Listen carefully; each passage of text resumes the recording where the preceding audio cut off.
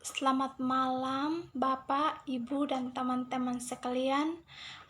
Perkenalkan, nama saya Maris Lodharabi, kelas A, semester 7, program studi Sosiologi NIM 170303025. Tugas ke-8 Sosiologi Terapan. Nah, di dalam buku ini menjelaskan tentang kelompok refleksi untuk membawa Eropa warisan budaya online. Nah, di dalam buku ini menjelaskan tentang mempromosikan cara untuk mengubah digitalisasi menjadi perkembangan baru peluang bagi perusahaan Eropa, misalnya melalui kluster regional bisnis dalam kemitraan dan dengan budaya institusi. Kemitraan pengetahuan menjadi lembaga budaya dan universitas ikatan atau melalui kemitraan strategis di tingkat Eropa atau internasional di bidang teknologi dan aplikasi baru terkait dengan warisan budaya. Nah, melengkapi pendanaan publik melalui kemitraan publik swasta untuk digitalisasi. Di dalam buku ini menjelaskan tentang mempromosikan cara untuk mengubah digitalisasi yang berkembang baru dalam peluang bagi perusahaan yang ada di Eropa. Nah, yang kedua tentang untuk melindungi kepentingan publik institusi memasuki kemitraan dengan mitra pribadi satu set minimal kondisi harus dipenuhi. Itu isi perjanjian menjadi twin lembaga budaya publik dan mitra pribadi harus dibuat publik. Nah, dorong Eropa dan kontranya lebih penghormatan untuk memperluas mereka konten digital dengan membangun mitra dikirim dengan bisnis Eropa. Nah, mampukah Eropa untuk tidak aktif dan menunggu atau serahkan kepada satu atau lebih pemain pribadi mendigitalkan warisan budaya kita bersama? Nah, di dalam buku ini menjelaskan tentang Eropa berutang untuk memastikan bahwa warga dan ekonomi Eropa manfaat penuh dari potensi membawa warisan budaya Eropa secara online. Nah, di dalam buku ini juga menjelaskan tentang kekayaan ekspresi budaya saat ini, pikiran dan pengetahuan akan menjadi milik bersama warisan budaya besok. Nah, karena itu meskipun rekomendasinya fokus digitalisasi dan warisan budaya dari masa lalu, mereka selalu menyatakan apa yang ditambahkan di masa kini karena masa lalu dan sekarang harus tersedia untuk generasi ke masa depannya. Nah, salah satu misi inti kami adalah pasti akses penuh ke ekspresi budaya dan pengetahuan tentang masa lalu, saat ini, dan masa depan. Kedua, digitalisasi lebih dari sekedar teknologi pilihan. Pilihan asli itu adalah kewajiban moral disebut saat barang budaya semakin banyak dikonsumsi secara online, saat layar dan perangkat digital menjadi di mana-mana. Itu sangat penting untuk membawa budaya online dan masuk faktanya sebagian besar yang sudah ada. Nah, yang ketiga tentang komite percaya bahwa yang utama tanggung jawab untuk digitalisasi dan pelestarian warisan budaya kita dijumlahkan oleh sektor publik. Nah, faktanya itu warisan kita digital dengan benar dan kemudian diawetkan untuk menjamin akses ke yang terbesar kemungkinan penonton hari ini dan besok.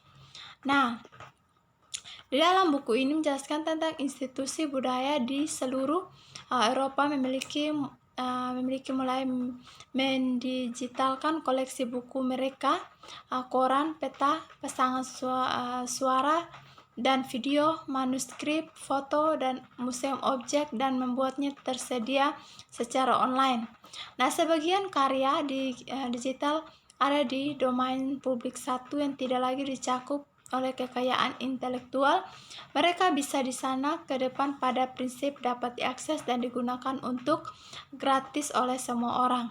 Nah, di dalam bab ini membahas materi yang diikat dengan uang publik berasal dari anggaran lembaga budaya atau dari proyek digitalisasi yang didanai di nasional, tingkat regional atau lokal. Sektor budaya telah mengadopsi berbagai macam hal pabrik dan dalam memberikan akses atau mengizinkan penggunaan materi domain publik digital dengan uang publik. Nah,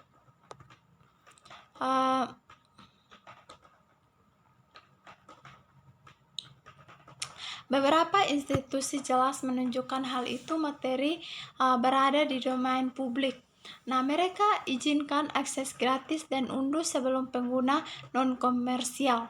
Nah, beberapa dari mereka biaya untuk penggunaan kembali secara komersial bahan.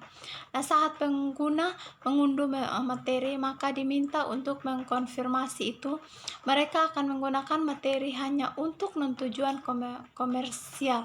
Nah, di dalam buku ini beberapa institusi mengenakan biaya untuk mengakses koleksi mereka dengan langganan dasar, termasuk untuk mengakses materi domain publik.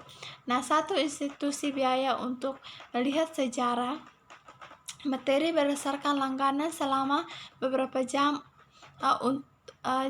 atau untuk waktu yang lebih lama. Ada juga contoh di mana pengguna diizinkan untuk melihat konten lengkap, beberapa biaya untuk mengunduh dan terkadang untuk mengakses item digital. Nah, beberapa lembaga pemberi kontribusi menambahkan tanda air intrusif di ke digital mereka objek domain publik untuk dihindari penggunaan ulang yang tidak sah. Latihan ini untuk contoh diikuti untuk manuskrip lama dan untuk gambar. Itu masalahnya adalah tanda air jenis ini membuat materi tidak dapat digunakan bahkan untuk tugas sekolah. Nah, beberapa lembaga berikut di museum tertentu hanya membuat gambar tersedia dalam resolusi rendah. Biasanya cukup baik untuk pengguna pribadi, misalnya tugas sekolah. Mereka mengenakan biaya untuk akses dan penggunaan gambar yang sama dalam resolusi yang lebih tinggi. Dalam kasus lain, materinya sederhana disimpan di balik dinding pembayaran. Nah, banyak lembaga budaya dari seluruh Eropa telah menuntut hak atas materi digital itu berada di domain publik. Dengan kata lain, mereka menegaskan hak baru yang seharusnya dibuat dengan digitalisasi materi. Namun, dasar dari klaim tersebut tidak selalu solid dan situasinya mungkin berbeda dari satu negara anggota yang lain menunggu undang-undang hak cipta dan negara yang bersangkutan. Nah, di dalam lembaga budaya menambahkan cukup banyak jumlah informasi untuk objek digital, metadata, menjelaskan misalnya penulis, asal, dan usia pekerjaan, memberi informasi konseptual secara teknis, informasi tentang format yang digunakan dalam karakter memungkinkan mesin telusur untuk menemukan lokasi objek. Di Eropa juga di tahun-tahun yang akan mendatang bermaksud untuk putar aktivitasnya pada prioritas berikut. Misalnya 1, mengumpulkan lebih banyak konten. 2, mendukung sektor warisan budaya melalui pengetahuan transfer, inovasi, dan advokasi. 3, distribusi memberikan warisan budaya kepada pengguna dimanapun mereka berada adalah kapanpun mereka menginginkannya. 4, membantu pengguna pengukur warisan budaya mereka dengan cara baru.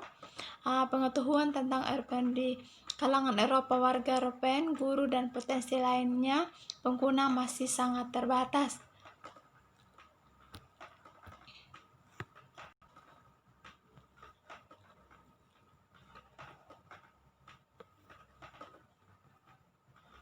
Nah, di sini ada tentang keberlanjutan Eropa pada warisan budaya online masalah. Nah, pelestarian digital merupakan tantangan utama bagi era digital. Materi digital telah menjadi bagian integral dari budaya dan ilmu pengetahuan kita warisan saintifik. Karena perubahan teknik yang cepat, namun objek digital lebih terancam daripada yang terlihat. Mereka fungsional dan berarti hanya dalam hard atau soft tertentu lingkungan.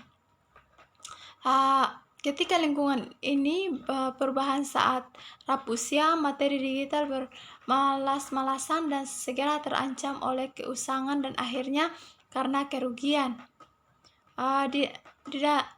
Isu pelestarian digital sangat terkait relevan dalam konteks proyek digitalisasi. Saat ini hanya 22% dari lembaga cagar budaya revolusi yang sangat mendigitalkan koleksi sudah lama rencana pelestarian jangka di tempat. Artinya bahwa investasi Eropa dalam digitalisasi dalam bahaya. Pendanaan untuk digitalisasi itu tidak dapat mengarah pada aset digital yang berkelanjutan, bisa menjadi investasi yang hilang dan jangka panjang. Pelestarian digital berjalan bagaimanapun jauh di digitalisasi kedua dan juga memperoleh masalah inti untuk konten apapun yang diproduksi dalam format digital. Dalam konteks ini, lembaga warisan budaya berarti institusi budaya yang memiliki pelindung jangka panjang, fase tugas dalam visi atau kewajiban hukum mereka. Di produksi hari ini, masalah pelestarian digital mencangkup seluruh spektrum objek digital termasuk data meta dari penelitian, teks, web, situs, dokumen, arsip, seni, film, musik, database, dan lainnya. Dan masih banyak, dan ada juga pelestarian jangka panjang, digitalisasi dan materi digital yang lahir memiliki 4 dimensi, misalnya organisasi, hukum, teknis, dan keuangan. Nah, mungkin hanya itu saja yang saya bisa jelaskan tentang materi yang ada di buku ini yang berkaitan dengan kelompok refleksi untuk membawa Eropa warisan budaya online. Jika ada kata yang salah, saya minta maaf. Sekian dan terima kasih. Shalom.